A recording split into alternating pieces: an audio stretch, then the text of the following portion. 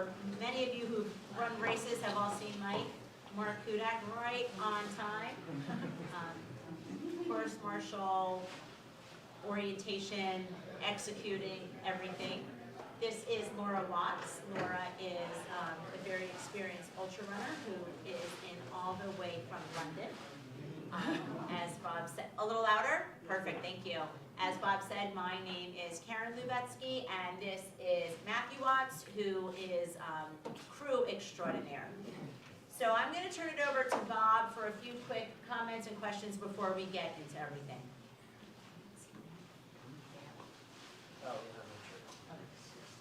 Yeah, I don't know how quick this is going to be allowed. So Karen is very modest.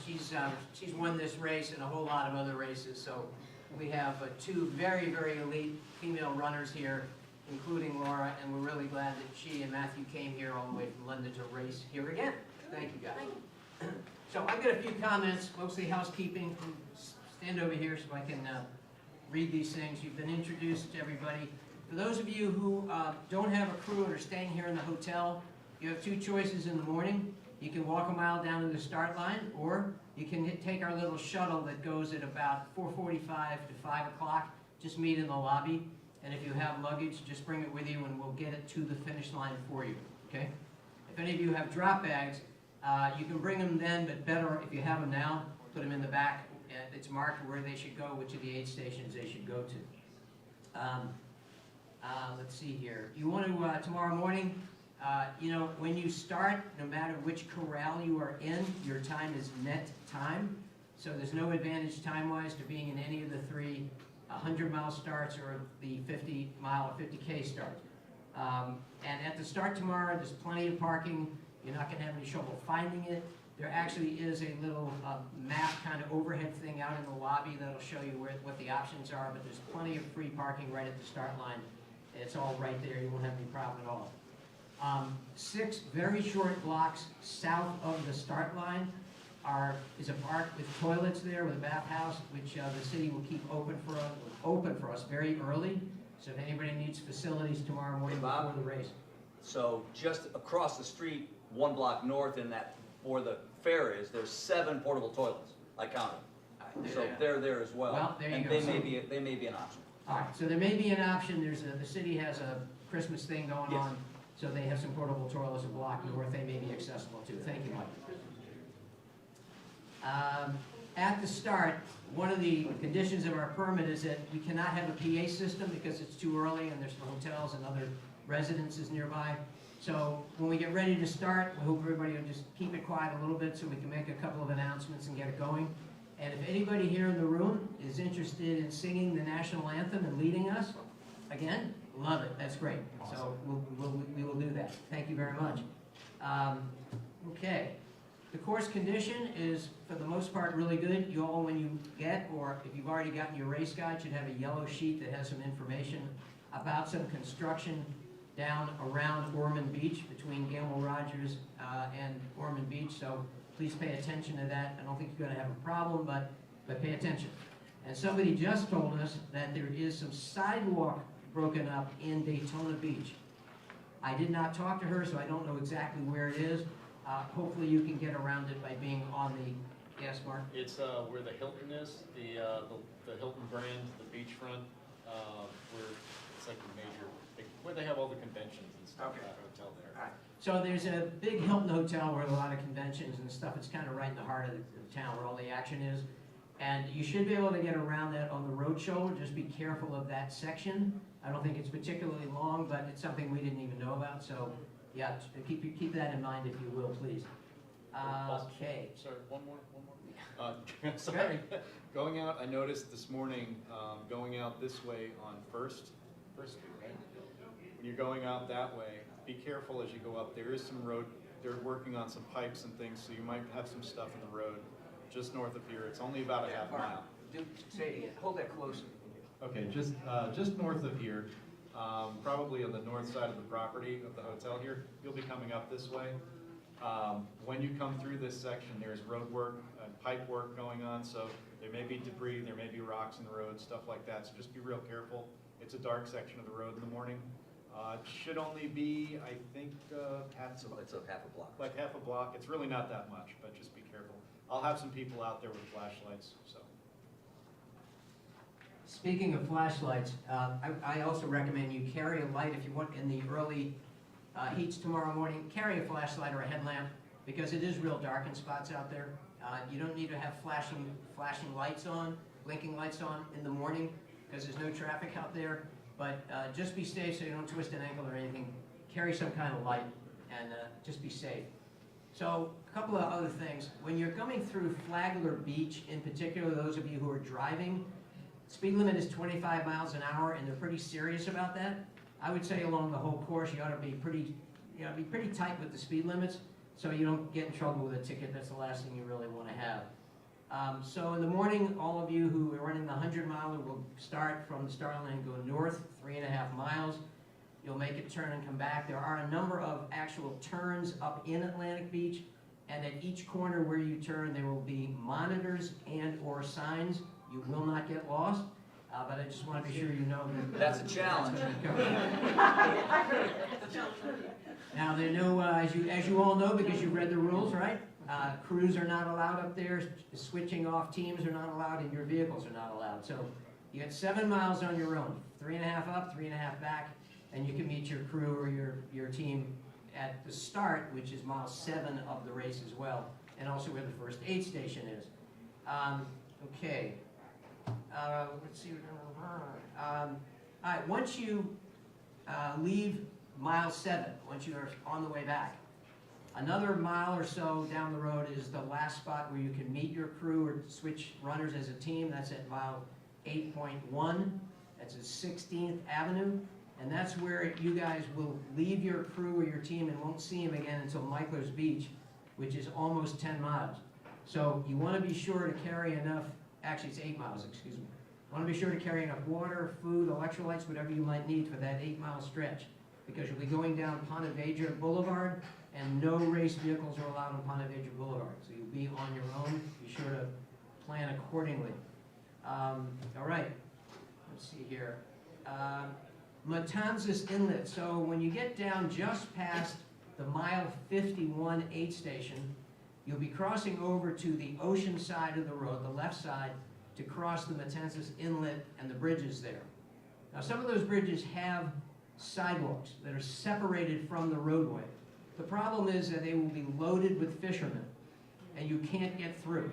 And that's why if you look at the course description and the course instructions, it says to run on the road shoulder, which is very wide there. It's very wide. But the reason for saying not on the sidewalk in that particular location is because you'll never get by those fishermen. For those of you who have run this race before, mile 73 is Gamble Rogers State Park, right?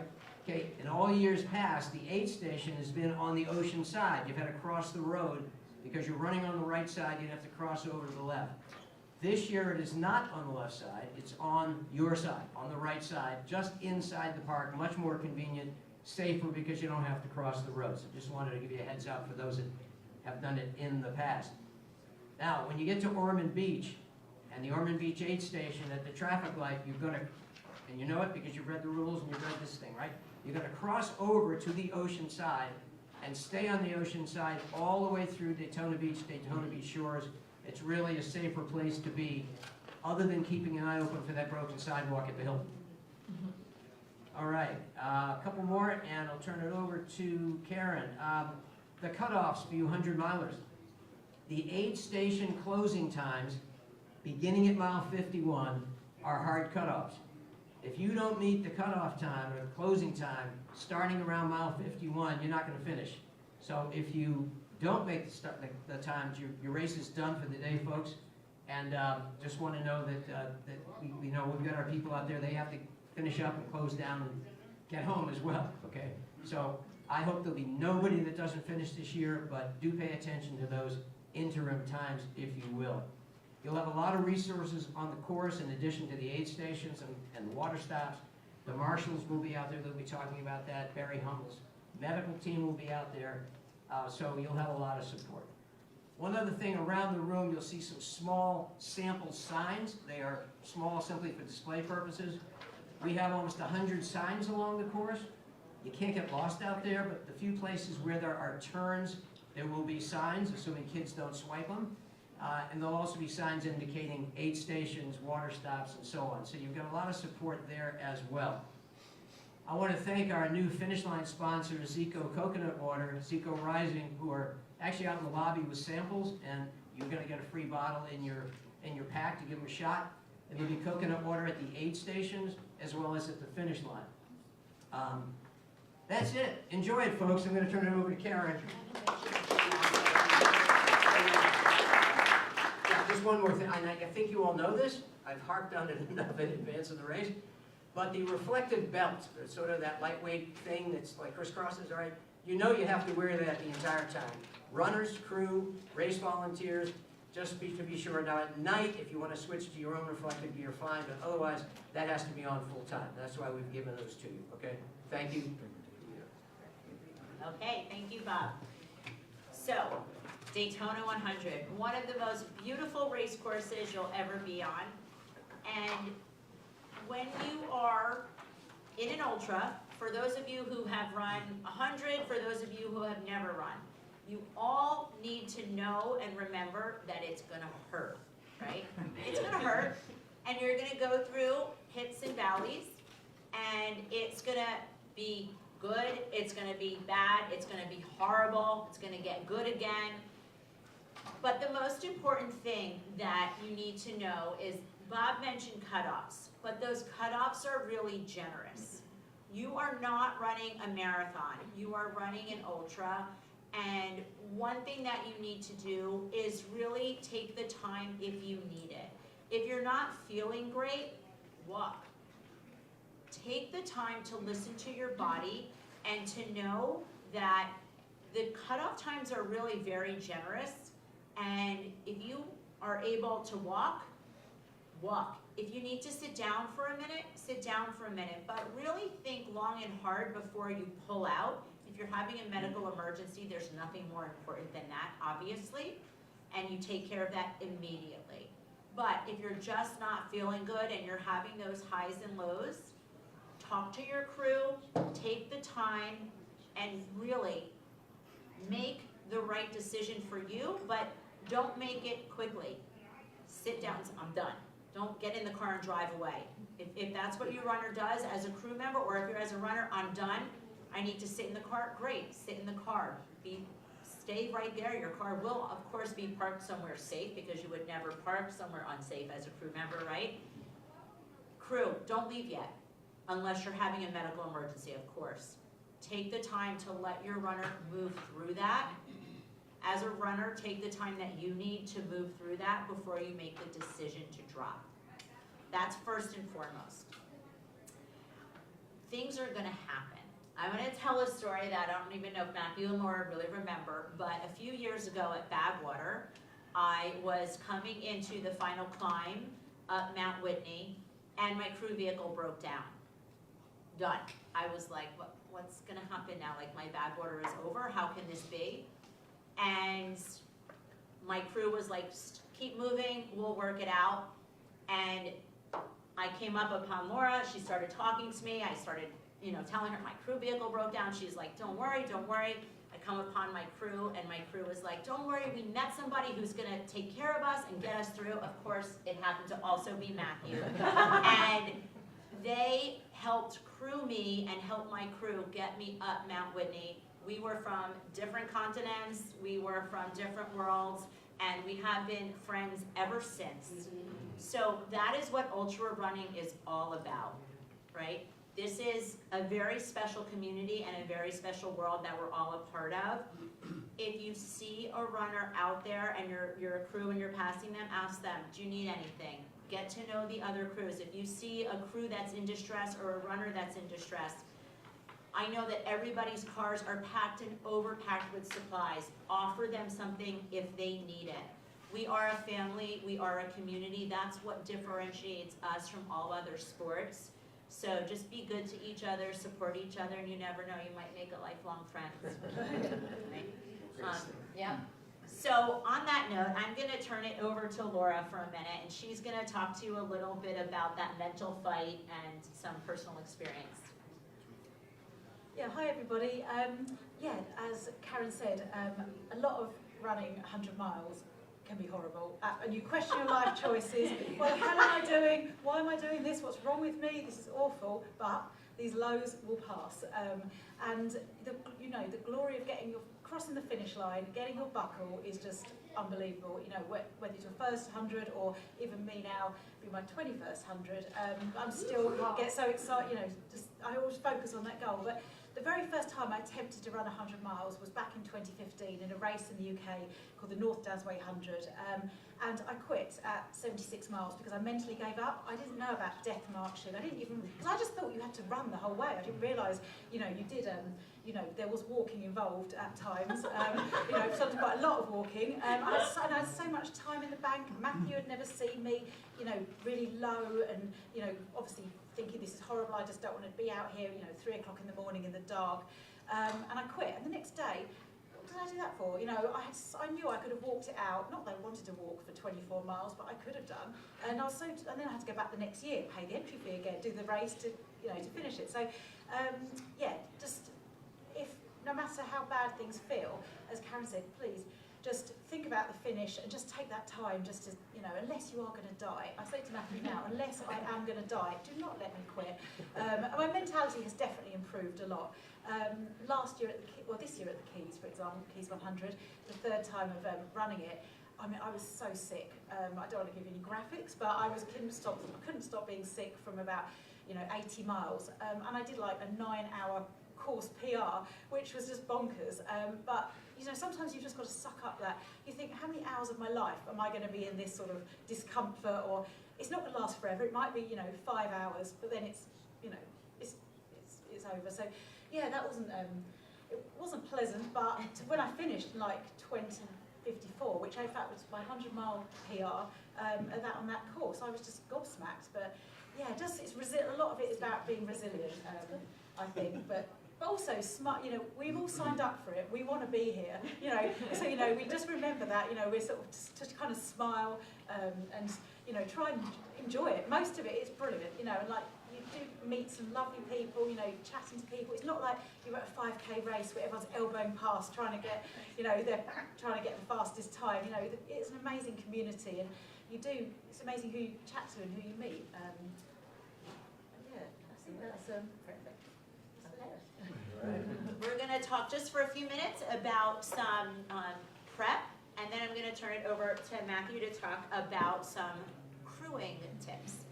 So first and foremost, do what you need to do tonight. If it is all the way down to pinning your bib, to putting your socks, inside your shoes, I like to even lay out, like I use Run Goo on my feet. I lay everything out tonight.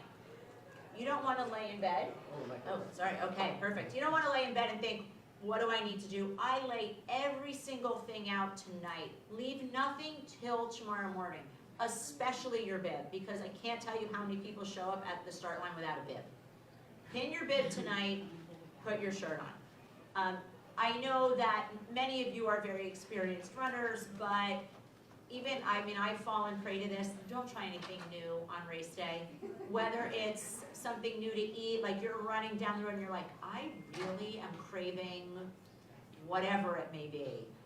Don't do it. Really, try. If you're at mile 95, by all means, go ahead. But if you're mid-race, try to satisfy that craving. Like you might want to think about it like, oh, actually what I'm really craving is just something salty. And try to satisfy it with something salty that you've already had, or something sweet that you've already had. Think about what the craving really is. Try to satisfy it. Preparation is everything. Try to stay on whatever your plan is. Talk to your crew, make a plan, make a second plan, and make a third plan, right? And if you make it through your third plan, guess what you get? A purple. You finished, right? So really have conversations, especially Matthew's going to go a lot through crewing, but especially if you have crew members that haven't either crewed you before, who might not know you as well, talk to them. Say like, you know what, if I'm low and I'm having a bad moment, scream and yell at me. Or don't ever scream and yell at me when I'm having a low moment, you know. Find out what works for both of you and lay out that plan tonight over dinner. That is really what's going to be the difference between having a great experience together and having a rough experience together. And it's just planning and knowing that no matter what you plan, there is no possible way every single thing is going to go according to plan in a 100-mile race. But knowing that you're prepared for the alternatives will keep you mentally prepped and in it. All right, so I'm going to turn it over to Matthew for some crewing. All right, guys, how you doing? A lot of this has been covered already, but some of it may not be. And I don't know how many people's first 100-miler. Okay, and there's obviously a lot of experience in it as well, and of course there's crews in here. The first thing I'd say is whenever you start an ultra, get one of these.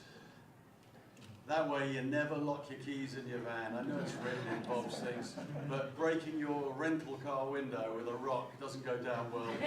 That'll be your excess gone straight away. So whoever's driving, put that round your head and just keep it on the whole time. Second thing is learn where your odometer reset is. It's obvious, but all these distances in here are based on the next waypoint. For my life and my living, I'm an airline pilot, so I run on very accurate distances and time calculations. So this is my world now, this is my domain. Everything is about how far is it to the next waypoint. So reset the mileage every time you go, and that way you'll never get it wrong. Also, race log. Does anybody use race logs in here? Okay, if you don't, I have some. If you want to have some. We use these, Laura, can you grab those for me? We use race logs, they're very useful for everything from, let me just grab these out. And by the way, if you don't have a race log, and Matthew doesn't have enough for everybody in the room, another great idea is you take your, what I call race Bible, that you will get in your bag, and it has everything there, and you can make notes and mark things off there. And if you need more room, 100-mile race logs. They're blank, fairly neutral, distance, time in, time out, sector pace, overall pace, and remarks. Very useful for after the event, when you find out, where your runner, how they're doing, what time they're going to be at the next waypoint. And also, you want to make sure that your runner is fit and healthy, so you've got all the remarks in it. You can spot trends with these things, and they're very useful. I highly recommend you have it. I've got a few here, they're templates. I'm sure the hotel will copy them for you if you want some. Carrying on from that, crew van. This is my domain. Runners don't know what goes on inside a crew van, and it's just as well. You can always tell a good crew, just lift up the icebox and see what's inside and what state it's in, because I've seen some absolute horrors in there. Stuff Coke cans in there, contaminating the water and the ice. And sure enough, after 50 or 60 miles and your runner starts going, oh, my stomach doesn't feel good, discipline in the crew van is vital. Keep it clean, keep it, everything in the right place, know where everything is. Specifically on that, rubbish bags, put rubbish away every time you pass a gas station, get rid of it. You're very generous in America with your plastic bags, which is brilliant. So we usually buy something and borrow 7 more bags. Never really mind. So there's an abundance of plastic bags to put rubbish away. Yeah, keep the crew van tidy, because once you open the back of it and your runner looks at it, think, oh, this crew are good. The fact is that obviously we're married. My wife would expect that, but communication. The biggest thing of all, communicate with your runner, and they want to know where you are, what you're doing. They want to have faith in you. Once you stop talking, that is when the problems start. Keep the lines of communication. What do you need? Where are we going next? Let me know what you need at the next waypoint. Laura and I communicate with phones. We use an app called, what's it called? Find My Phone. Find My Phone. I call it Find My Wife. It's very useful. Not the sort of thing you want to do if you're having sort of, a dodgy life. But, you might find yourself in the wrong place. But you can always turn it off after the event. But it's very useful for knowing where your wife is or your runner. Find your runner. Literally, I know, because some of these waypoints, they don't want you waiting there for 45 minutes because they get congested. So hide round the corner at a gas station, and then you can sit there and go, oh, she's 0.3 of a mile away, and then you're there, ready for it. Short of sort of scoping down the road, I know it's a long straight highway, but that's a very useful tool. And as far as communication goes, I always do, I look at Laura, welfare chat, how are you feeling? You know, what do you need for the next waypoint? A lot of that goes on. Rather than for runners, I always say that when Laura does the first part of the race, she's mentally strong, and at the end of it, she goes into child mode. So I now have to be the adult, and I have to start insisting on what Laura has.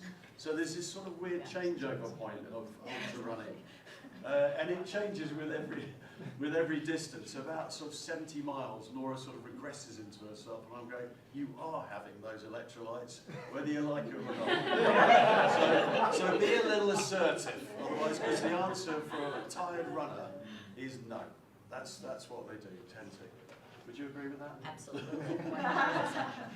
The other one is don't ever lose your runner. I've seen it happening. It's absolutely shocking. You have a little nap on the side of the road because you're a bit tired. You wake up and you go, oh my God, where are they? Are they up the road or down the road? It's a cardinal sin. Don't do it.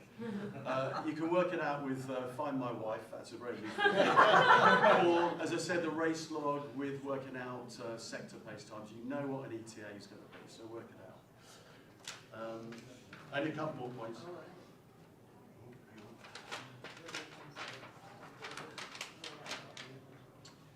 Race rules. That's Mark's department. I get that. You know what? I've seen it happen as well. I saw it at Badwater where you get a bunch of people who stop at somewhere. There's only 2 properly illegal parking spots on this route this time, apart from the obvious ones. And you get 1 car goes in there, and then 3 more go in there. And they're all illegally parked. Because you've seen one in there, you think it's okay. Mileage, odometer readings, check them. And that way you know you shouldn't be there.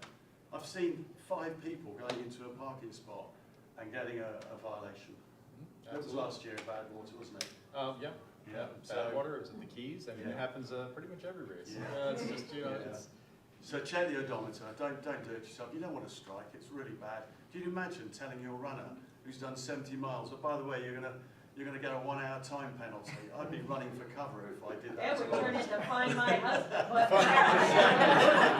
Exactly. You need a shovel to do that. Yeah. Exactly. Another point is, you know, I don't know how big teams are here. I'm single crewing, Laura, and I know there's obviously bigger teams here. What I would say is, no matter how much the crew van is a small space, it can get a little bit tense in there. Don't let a runner see it. From the moment you meet until the moment you part, it's happy days. Never let them see any disharmony, because it can destroy them instantly. It's a real psychological game. So keep that. And also, as crew, look after yourself. Make sure you eat, make sure you hydrate, and have a little nap. It's fine. There are some places where there's like 8-mile sections. Have a little sleep. That's it from me. Thank you. All right. 1 or 2 more points, and I'm gonna turn it over to Mark for some important race course rules and etiquette rules. Listen, you guys are gonna get to know each other really, really well by the end of this race. You cannot be shy. You need to talk about peeing. You need to know if your runner is urinating or not. You need to know if your runner has very little volume and if your runner's urine is very dark. Urine is the #1 key to seeing how you are progressing physically in this race. What my crew does is we use the race guide, and they mark down when I pee. And then they can look and they can say, oh my gosh, you know what? It's been 3 hours, 4 hours, that's a problem. We either need to have her walk and take in more fluids, we need to up the salt, we need to, whatever. Make the adjustment. So that's a really critical point. You guys can't be shy. You need to be looking at when your runner is peeing. And then to Matthew's point, they also write down when I eat in there, because I can come by and be like, no, I'm fine, I ate. They're like, no, you haven't eaten in an hour and a half, or whatever it may be. And if it's written down, it's Bible, and I can't tell them no, even though I'll try. But it's really important that you keep those notes as a crew and as a runner. If, let's say, you're, on an 8-mile stretch and you, never in public, but you go into a store or somewhere and you use the bathroom, when you see your crew the next time, make sure you tell them so they can mark it down. All right, here we go. Mark, All right. do that. Thank you.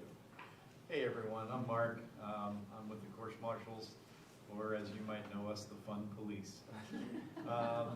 So we're not out there to be the Fun Police. We're out there basically for your Little safety, and just well, ensuring a fair contest is one thing, but keeping you guys safe is our primary focus. So if we see you doing anything that is dangerous or against the rules, we're going to stop and say hello. Most times it's a friendly interaction, and it's just like a, hey, you should really do this, or, and that's it. We go on our way, you go on your way, everything's great.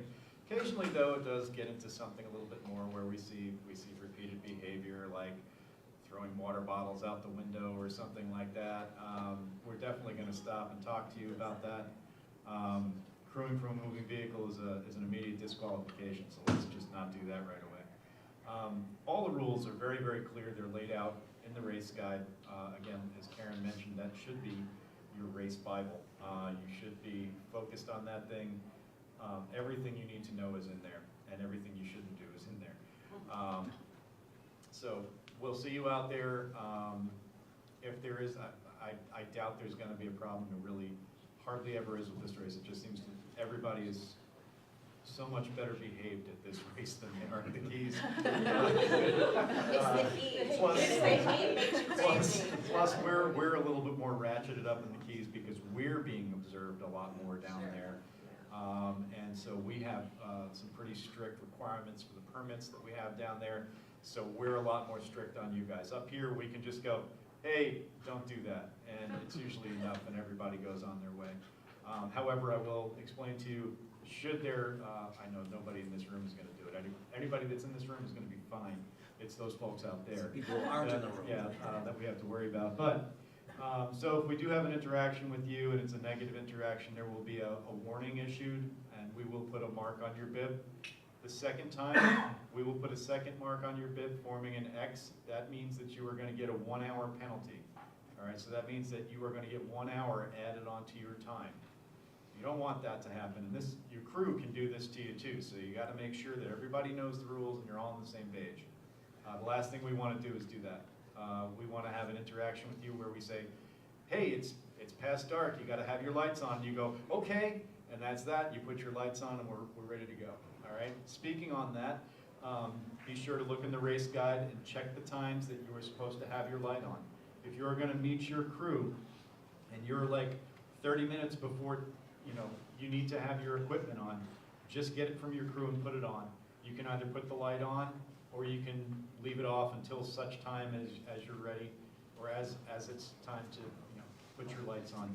That's a big one. Last year we had a lot of people out there that were running around, and it's not so much you, it's that we've got these motorists out there that are, and you'll see there's stretches of road where you're on this long dark stretch of road and they're not paying attention. They're on their phone, they may have been drinking, you don't know, they're swerving all over the place. And we don't want you guys to become a statistic. So let's just make sure you have your lights on and you are where you're supposed to be. Where we have issues with construction and things like that, we're going to look into it and make sure. However, like Bob said, if you need to take the shoulder for a little bit, make sure that you're all the way over and you get around the obstruction, or if there's a way inside around the obstruction, definitely take that. I suspect that construction down by the Hilton, in bigger cities, they don't put you out on the sidewalk like that. They usually reroute you through a property or something. So there may be like a reroute there. So just take the safest route, stay off the road, be alert and aware out there. As far as etiquette goes, we're talking toilets and things like that.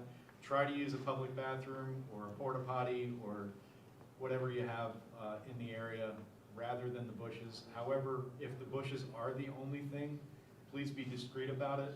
Go in a little bit, don't just let it fly right there on the side of the road. I have seen that actually in the Keys. I rolled up on a guy in the Circle K gas station at like 6 o'clock in the morning. The sun's going up and this guy's just standing on the side of the parking lot peeing. And I just looked at him and I went, "Are you kidding me?" And it's like, it happens, all right, but be discreet, all right? That's that part. Let's see, anything else? That's it, just behave yourselves. You got a question back there, sir? Parking at the finish. Oh, parking at the finish, yeah, that's good. We didn't go over that. Okay, so when you go down to the Ponce Inlet to meet your runner, there is limited parking that you can use. There's a day lot to the east of the lighthouse. There is some parking to the south where there's like an older restaurant. You can park there. Do not park in the lighthouse parking lot. There's very limited parking there, and when they are open on Sunday morning, or if you're in there like Saturday evening and they're still open, we're not allowed to park in there. We got to stay out of that lot because last year we had a lot of people just kind of zip in because they didn't want to make, poor little Jimmy limp to the other parking lot. They just wanted to take him out to the easy parking lot, but no. Jimmy ran 100 miles. Jimmy's butt can get himself to the parking lot. That's going to be just fine. Can I maybe Yeah, comment? absolutely. Yeah. Yeah, let me clarify just a little bit. So there are actually two parking lots at the lighthouse. The lower lot, or the main paved lot right in front, is what Mark's talking about. You can park there at night when they're not open. So it's roughly from 6 at night to 8 in the morning. No problem parking there at all if you arrive at night. But during the daylight hours, when they have people there or expect people there, that's when we can't park. Now, there are going to be signs saying that, directing you to an option. Because in addition to the parking lot in front of the lighthouse, to the left in the back is what they call their upper lot. And you can park there anytime, 24/7. So if you arrive during daylight hours, or you're at all concerned that you might overlap, just park in the back. It's not a big deal, okay? Now also, directly across the street where we host our awards program on Sunday, the Hidden Treasure Rum Bar and Grill, when they're closed at night, you can park right in front of their place as well. It's an option. Or to the left of their business, let's see the left, as you're coming into the finish line, just before you get there, is on that left side a big dirt parking lot. Again, you can park there anytime you want. So there are options. Just try not during daylight hours to be in the restaurant parking lot or the lighthouse parking lot, and you'll be fine. Thank you. For the event that's at the restaurant at 1:30 on Sunday, can they then park in that parking lot No. then? No. So, Well, let me answer. sorry. So the question was for the awards program at 1:30 on Sunday afternoon. If they are attending the awards ceremony, can you park in their parking lot? And I said no, but actually if you're there and you're buying food and you're a customer, I suppose you could. But on the other hand, these other options are right there anyhow. I mean, they're just a few feet apart. So I would really probably just suggest you park in one of the other lots and walk over. It's just a few feet, okay? Okay. Thank you. As far as the van coming back after the race to the hotel here, that meets behind the 7-Eleven. Is that correct, Bob? That's transport. Okay, we'll do Q&A in a little while, okay. but I'll answer your question since you asked it, if you'll repeat it, because I think I misunderstood. Go ahead. Oh, just catching the van back. I'm running solo. Okay, there is no van back. After the race, there is no van. Oh, I'm sorry. Yeah, all right. Forgive me, yes. All right. If you are taking the shuttle, Yes. either today or tomorrow morning, you're going to be parked in Ponce Inlet behind the 7-Eleven. I'm sorry about that, yes. That's where everybody's parking and picking up the shuttle. And it's about 2 miles from the finish line. And you've just done 100, you can do 2 more. Yeah. So we're going to have people there at the finish line who will shuttle you to your car. Okay, it's quite informal because you're coming in at all crazy hours. So yeah, but we'll drive you to your car, no problem at all. All right, you'll find someone there.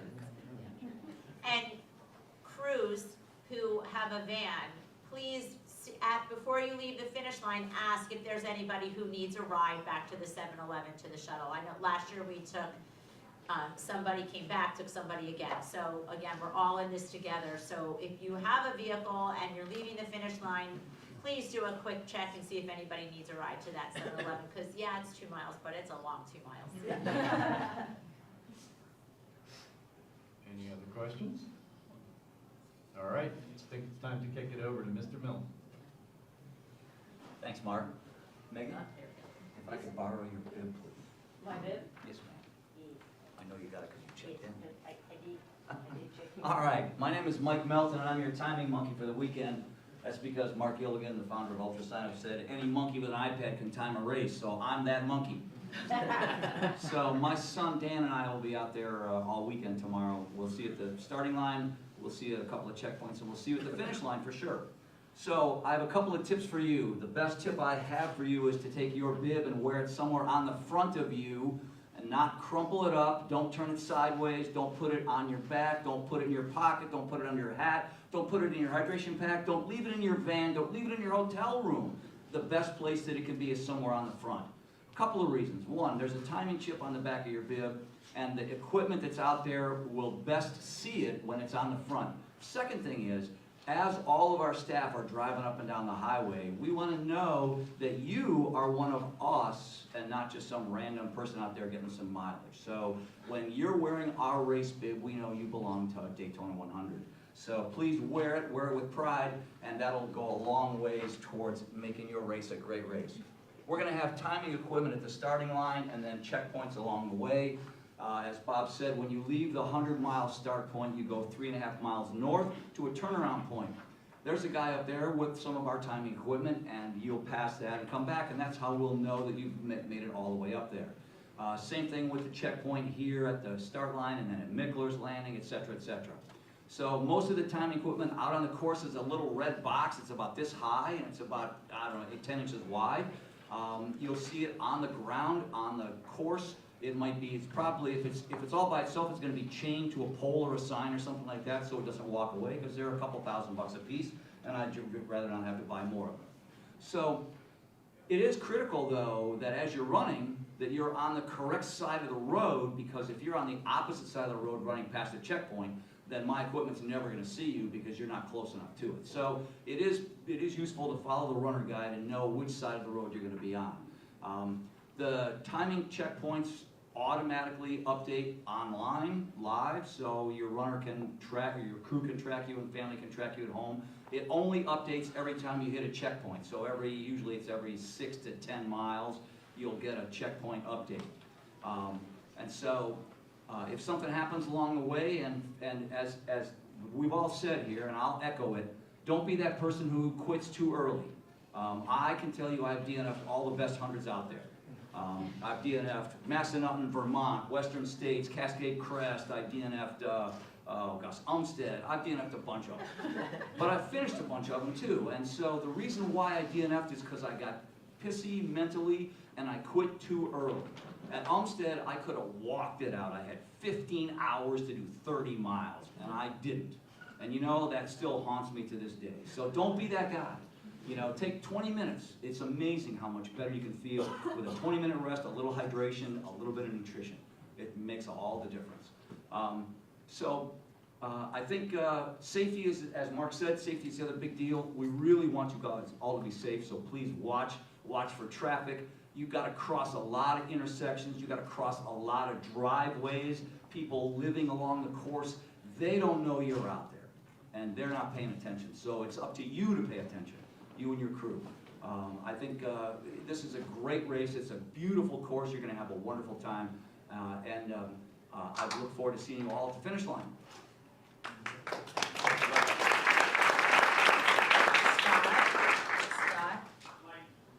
Mike? What's that?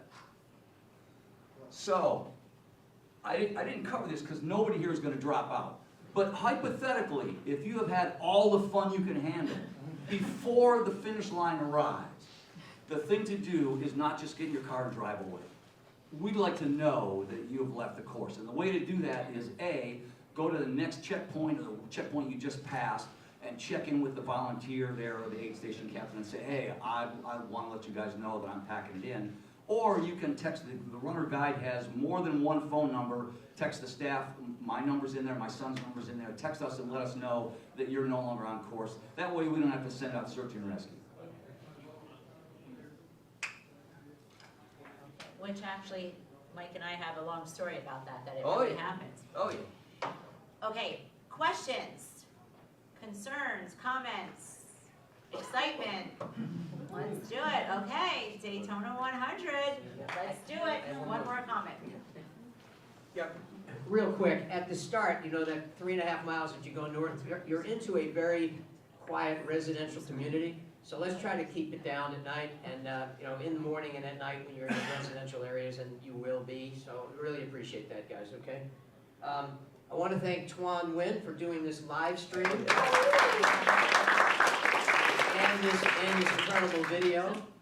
And if you saw, I know all of you did, the orientation video on the website. That's Tuan's work.